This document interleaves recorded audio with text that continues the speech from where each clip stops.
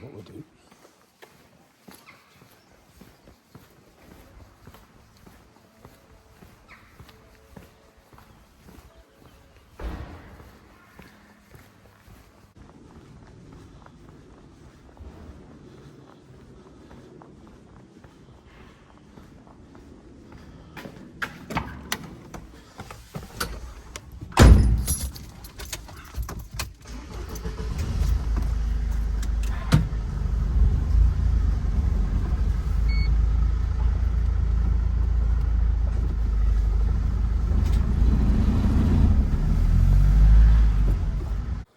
Morning. What a beautiful morning it is. Have a look out there a minute. Yeah. Anyway, I've decided to do a little video on the Audi, which basically was going to be a like an introduction, if you like, because I realised I didn't actually introduce my my Audi A6 C4. Now, what I was going to do was move it from where it is now, and essentially take the video and show you it. But the battery's flat, so what I'm going to do is we'll talk about it, and I'll do you know, we'll have a little walk round. I'll take the battery off and show you where that's located as well, if you've got one of these and you know want to know where that is, and then I'll put it on charge. So that's what I'm going to do now. Following on from the last video I did on this, you'll see that I filled, no, I didn't fill them, but I'd replaced these parts of the wing, and this is the filler. Obviously, I haven't rubbed it down yet, but I was just letting it dry fully. So that was that bit. And walking around this side, we'll have a look at this side. Now, actually, this side looks a lot better. Funny that. Anyway, now these wheels, these are Mercedes Vito wheels that I've had banded, which I had on my white Mercedes, old school Mercedes Vito van. But looking at them with those tyres on there, they're 215 45 17 XL tyres. They actually are, funnily enough, they are the equivalent size tyre to what would normally have been fitted to this Audi. Normally it would have had a 15-inch size tyre, wheel and tyre on it. And of course, if I walk around this side, there's the alloys. Now, I've only put them on there because two of the alloys that I've got, both of them have one's got a bulge in the tyre and the other one's got a nail in the tyre, and they're both going down anyway. So hence why I didn't want to have it sat here with two flat tyres, is essentially why I've put two odd wheels on there. But what I think I might end up doing is putting wheel studs on it. So there's a conversion you can get on eBay, I think.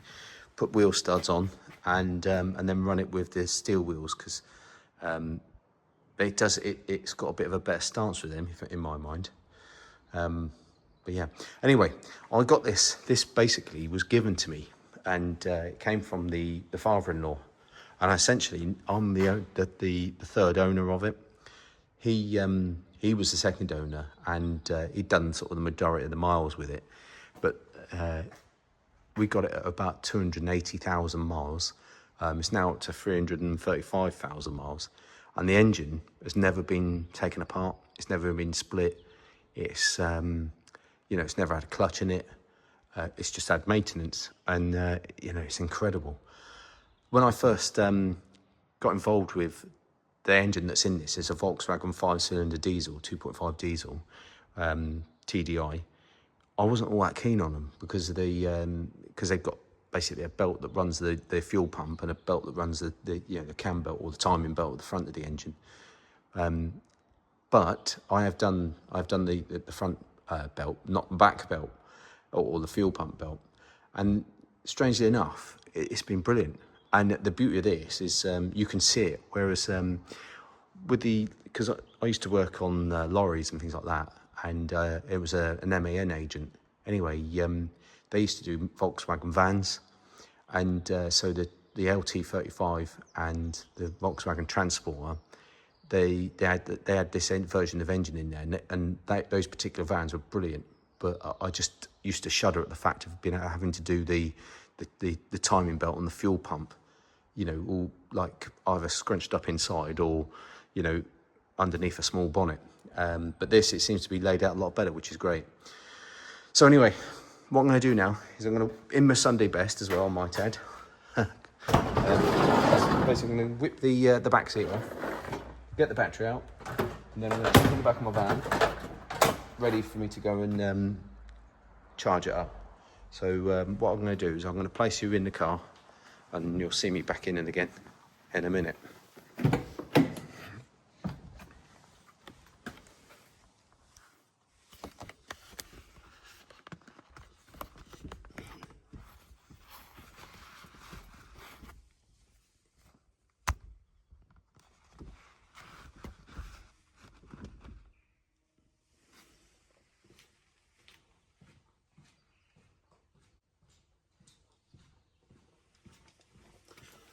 Phillips screwdriver,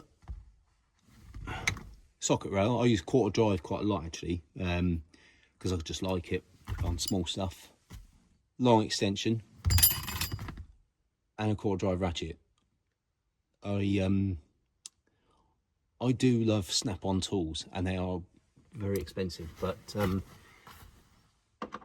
that's mainly from when I was a fully fledged mechanic doing it day in, day out. But you know, I've managed to build up my tools, if you like. So when you start out, if you decide, oh, I'm going to be a mechanic or want to do anything like that, you have to start from somewhere. So and the quality of today's sort of kind of Halfords tools and things like that is actually really good. So and I wouldn't mind to buy more Milwaukee tools actually, because a lot of their stuff looks reasonable. I haven't used any of them yet, apart from the electric impact guns and things like that.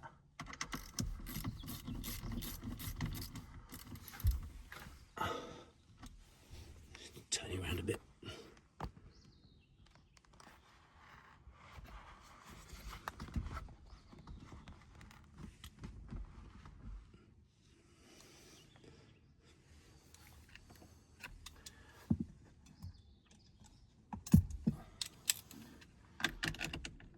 Wrong size, that's a 13, not a 12.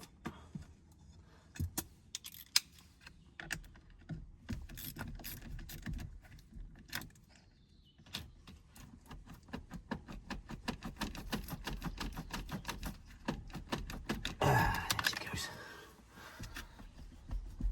Come on.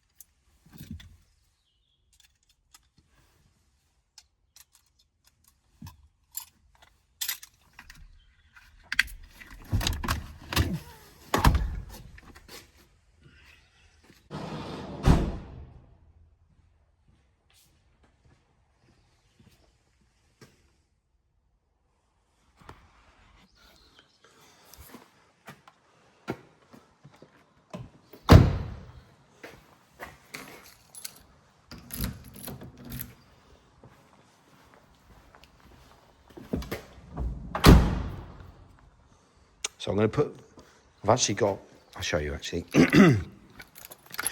So there's a website called Openo, and essentially on that website what you can do is if you're going to put different size wheels and tyres on there, on your vehicle, you can work out what the equivalent tyre size is to the original size wheel. So like I was saying earlier with the Audi, the equivalent to the 185 55, I think it is, 15 is a 215 45 17. Well, the equivalent size 17-inch wheel for my van would be a 225 50 17 tyre. So I'm going to put them on these like standard looking Mercedes Vito wheels, which are 17-inch. I'm going to run them like that for a while. I've got one that's banded, so I might go back to my banded wheels because they do look quite cool. With all that said though, I do actually still like the original version, you know, with the wheels, the original wheels. But yeah, anyway, that's another story. Another couple of things I did. So obviously I painted this van and backed into a post, which was a bit of a silly thing to do. So I've cracked all the paint just here. So I'm gonna have to probably take the bumper off, rub that back down again. There's a few bits of paintwork I still need to do or to touch up again, a bit there as well. And then there was another piece on the side here, look, I barely rubbed it on a post. So I suppose it's the age-old thing, or not necessarily the age-old thing, but the occupational hazard is probably the correct terminology of when you're using your van and doing jobs here, there and everywhere, you know, your mind goes and make mistakes and you scuff it up a little bit, and that's the whole part of it. The other thing is I did dent this wing here as well, and in a future video, I've got one of the manual tyre changers, and I was trying to figure out how I could use it without you know, without having it bolted to the floor. So essentially use it as like a mobile system. And I figured it out now, but at the time, I put part of the one of the steel legs, I drove my van over it. And it worked for a little while, but when if you're struggling with it and it's moving about, it hit the wing and dented it. Still, never mind. That's what a van's for, isn't it? You beat them to death, as they say. Well, not really, but you know, you use them in anger, or you know, not in anger, but you know, you use them to do your daily work, and yeah, these things happen. I also had a little bit of a figure out with my van and putting stuff. This is a new concept for me, putting stuff like this in on the side of a van. Back when I was mechanicking daily, I used to. It would be a case where you'd swap over the van with someone else, and they would, you know, you'd swap all your tools. So if you had all your tools hooked on the side of it like that, like what I've just shown you, I'm just going to put you there a minute while I open up this side loading door, because I need two hands to do it.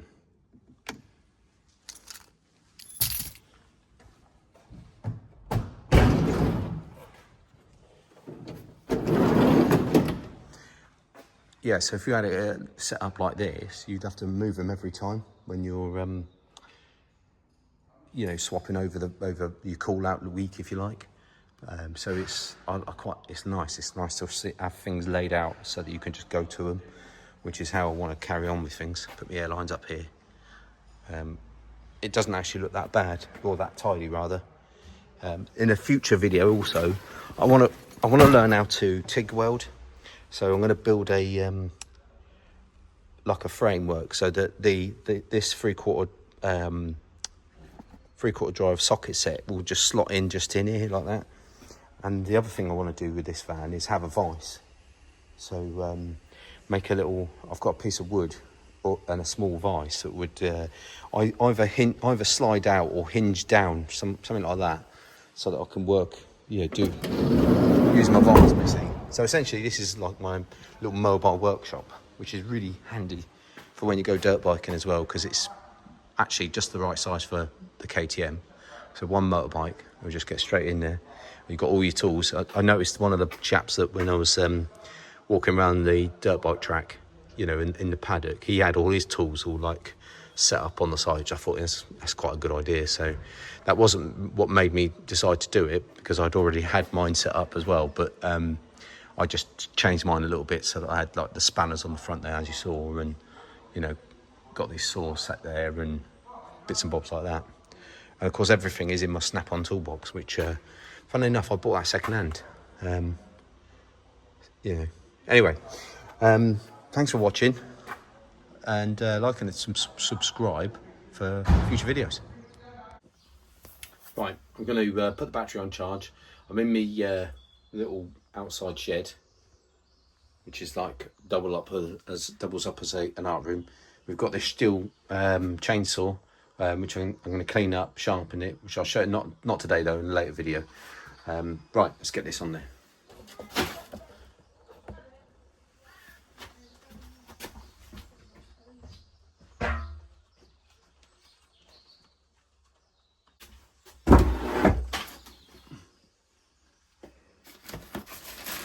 move this out of the way so you can see better. Right, so basically I use the Optimate 1, and essentially what this does, it will recondition the battery. It also works for standard and lithium batteries, as it states here on the box. Really great product, Optimate. I'm not endorsed by them either. Put that on there, that on there. And then the beauty of this is you can leave it on. And the other thing I like about these Optimates is you can connect that up. So for instance, it's mainly it's good for a motorbike basically, so, or anything actually, but if you store it in your garage, you can then plug this into this plug here, and then once you finish using it, you just plug it straight in, so the battery doesn't discharge, and it will keep it in a good condition. So yeah, what happens is you plug it in like what I've just done there, and now it's basically assessing what's, you know, the battery, and it should decharge or discharge it and then recharge it and basically recondition it. Okay, which is great. Anyway, so let me leave that on charge, and like, subscribe, comment, and I'll see you on the next video.